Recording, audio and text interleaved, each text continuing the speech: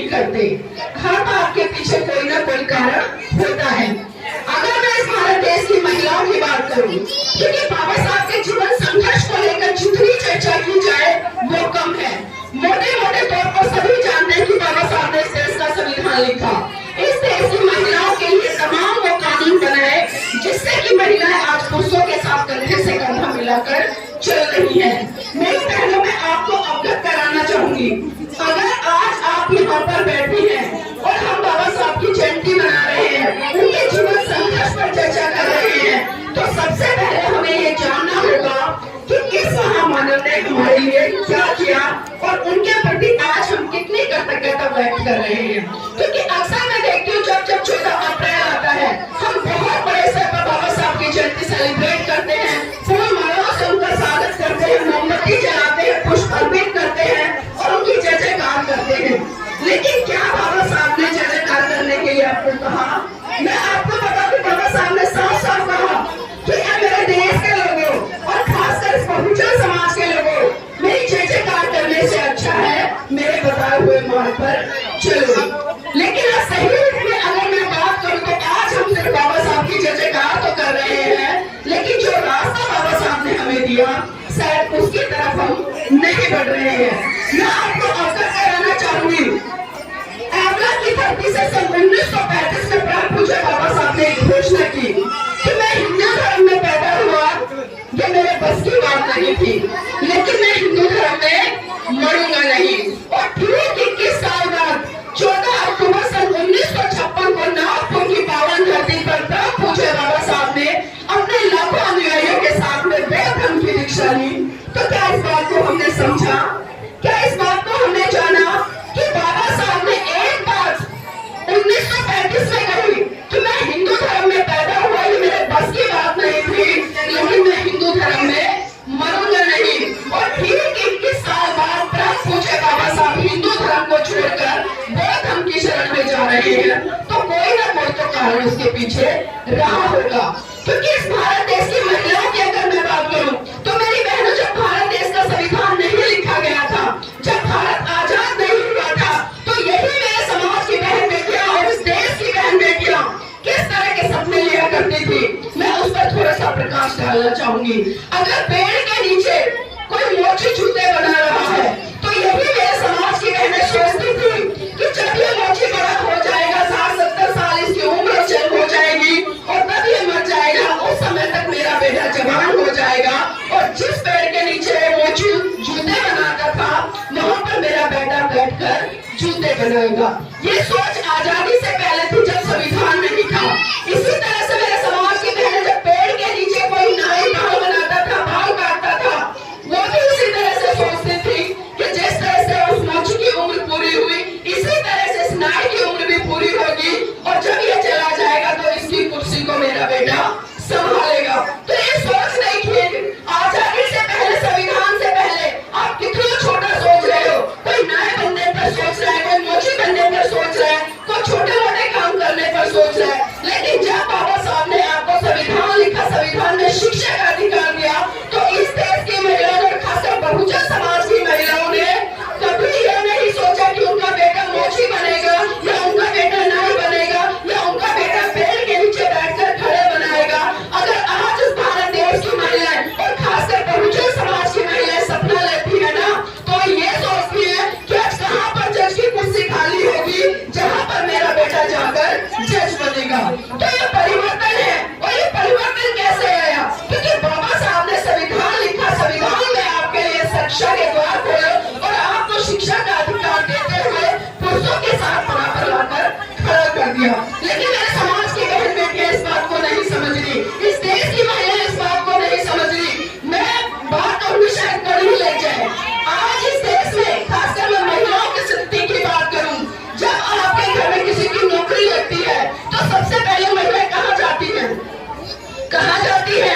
वो मंदिरों में जाएंगी, नारियल चढ़ाएंगी, पूजा पाठ करेंगी, वैष्णो देवी जाएंगी, ऋषिकेश जाएंगी, न जाने कहाँ कहाँ की तीर्थ यात्राएं करती हैं। लेकिन जिस महामानव के कारण उनके बच्चों को शिक्षा मिली, शिक्षा लेकर वो नौकरी पर लगे, कभी उस महामानव के प्रति दो शब्द भी कृतज्ञता की व्यक्त नहीं करते। तो क्या इस तरह से हमारा बाबा साहब की जयंती मनाना उचित है? बताइए मुझे,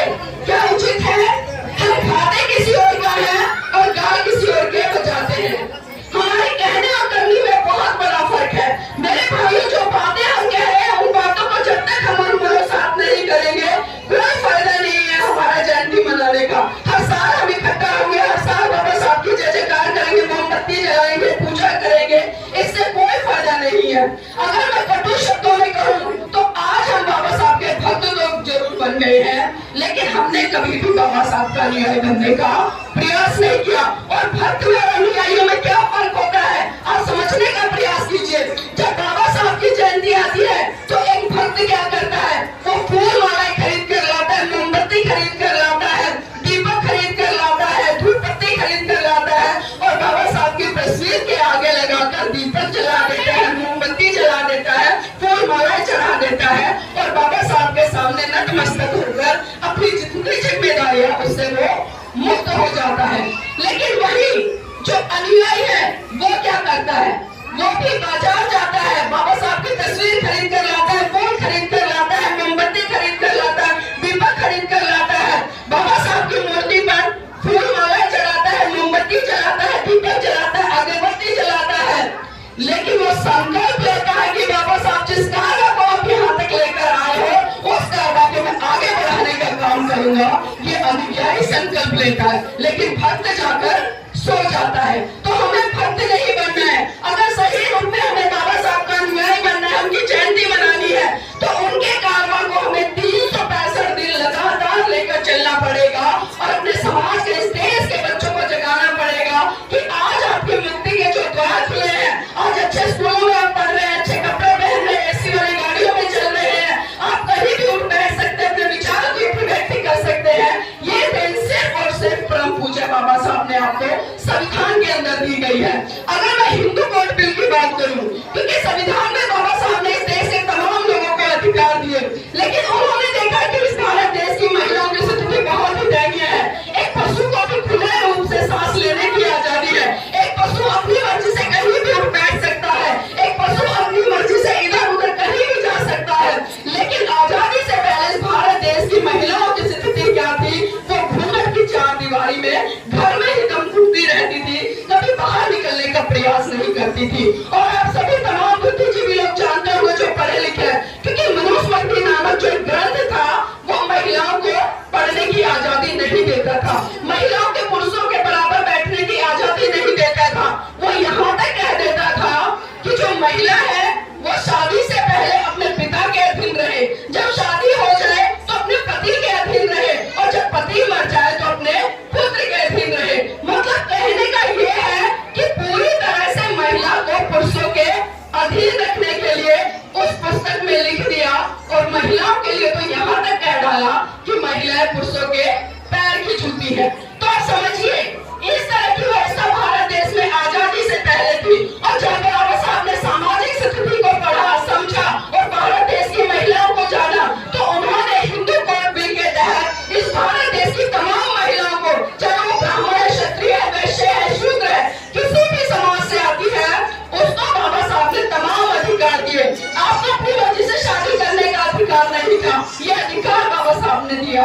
आपको अगर आपकी संतान नहीं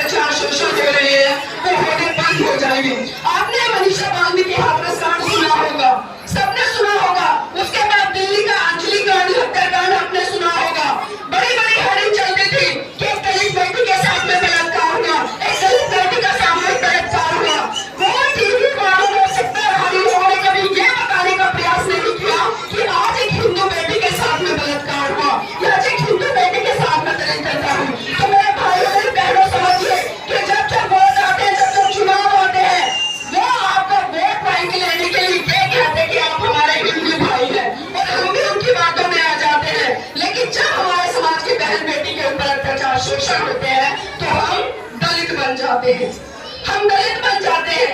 दोषी वो लोग नहीं है, दोषी हम लोग हैं, क्योंकि बाबा साहब ने साफ साफ कहा है कि जुर्म करने वाले से ज्यादा अत्याचारी कौन है?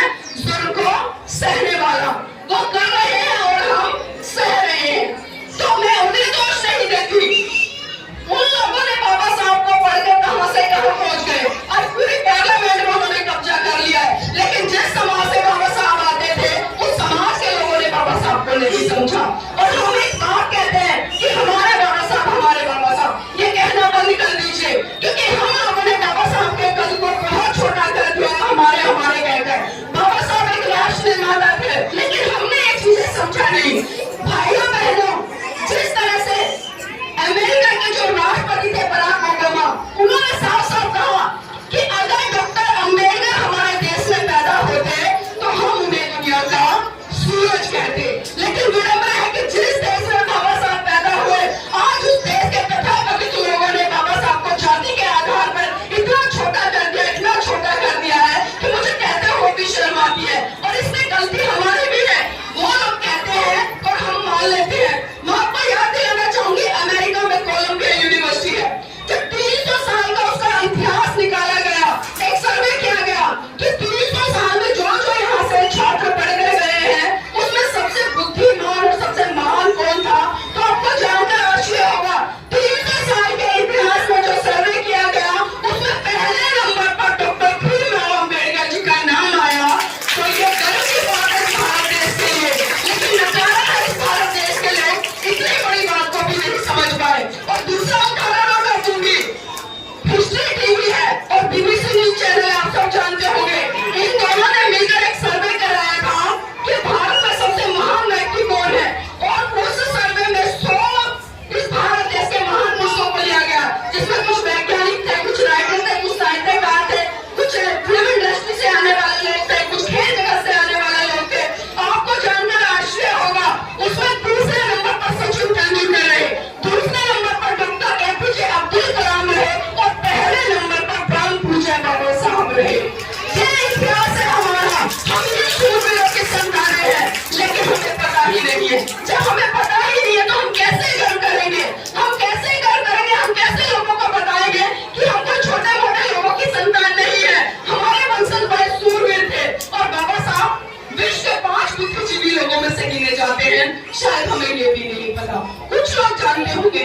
तो मैं चाहती हूँ कि आप बाबा साहब के संघर्ष को पढ़े, उनके जीवन में उनके चरित्र को पढ़े और उसको मनोसात करते हुए दिशा में बढ़े जिस दिशा की बाबा साहब बात करते थे। बाबा साहब ने 1956 में साफ एक संदेश दिया था, और आप उस विरासत को बचाइए, उस धरोहर को बचाइए जो वैज्ञानिक सोच की बात करता है, जो आपको अंधविश्वास पागलवाद से दूर ले जाकर एक साइंटिफिक थंब देता है। लेकिन ना तो हमने सत्ता वाली बात को समझा और ना ही हमने बाबा साहब की उस थंब वाली बात को समझा। तो मेरे बहनों और मेरे भाइयों में सिर्फ इतना ही कहना चाहूंगी कि इस देश में बहुत बड़ी बड़ी क्रांतियां हुई है, आज भी क्रांति हो रही है, आज भी लोग बाबा साहब के संविधान के तहत तमाम अधिकार ले रहे हैं। आज लोग सत्ता पर बैठे हैं और सत्ता पर बैठकर किस तरह से आपके ऊपर अत्याचार शोषण कर रहे हैं, ये भी आपको समझना पड़ेगा, जानना पड़ेगा। और वोट की वैल्यू का आपको जो सदुपयोग है वो सही दिशा में करना पड़ेगा, ताकि कि आप एक अच्छा प्रधानमंत्री चुन सके, अच्छा नेता चुन सके, जो आपका विकास कर सके, जो धर्म क्षेत्र भाषा से ऊपर उठकर आपके विकास के लिए, आपके कल्याण के लिए, अपने बच्चे के भविष्य के लिए अच्छा काम कर सके। और मैं सिर्फ इतना ही कहना चाहूंगी, अगर किसी भी महान पुरुष की जयंती मनानी है तो उसकी जय जयकार करना बंद कीजिए, उसकी जय